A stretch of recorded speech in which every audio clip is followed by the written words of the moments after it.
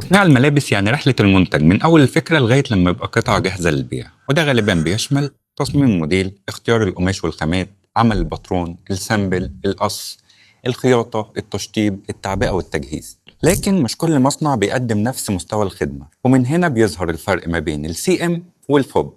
الفرق ببساطة سي ام يعني كات اند ميك، أو أحيانا كات اند ميك وترم، وده معناه إن العميل هو اللي بيوفر القماش، الإكسسوارات، أحيانا الباترون والتكنيكال فايل، كل تفاصيل المنتج.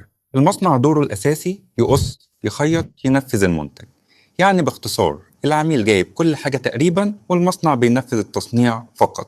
أما الفوب فده مصطلح معناه فري اون بورد، وده نظام أوسع بكتير. في المصنع غالبا بيتولى السورسنج للخامات، شراء الاكسسوار، متابعة الإنتاج، التشطيب، التعبئة، وتجهيز الشحنة للتصدير. يعني العميل بيطلب المنتج والمصنع بيدير العملية من أول الخامات لغاية لما البضاعة تبقى جاهزة للشحن. باختصار الخدمة أشمل، مسؤولية أكبر على المصنع. لو حبينا نقول الفرق في جملة واحدة، سي ام المصنع يصنع فقط، الفوب المصنع ويدير المنتج لغاية لما بيوصله لجزئية الشحن. تعالوا نقول مثال بسيط جدا نوضح بيه الفكرة. تخيل إنك عندك براند عايز يعمل تي شيرت. في نظام السي ام أنت كبراند هتجيب القماش، الليبل، البولي باج، المقاسات، الباترون، كل التفاصيل.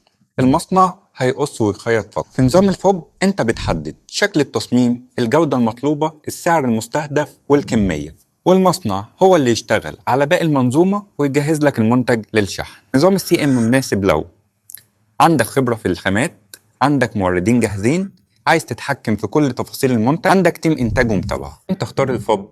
نظام الفوب مناسب لو عايز حل متكامل، مش عايز تدير تفاصيل التوريد بنفسك، بتدور على توفير الوقت والمجهود، بتشتغل على كميات وتجهيزات أكبر.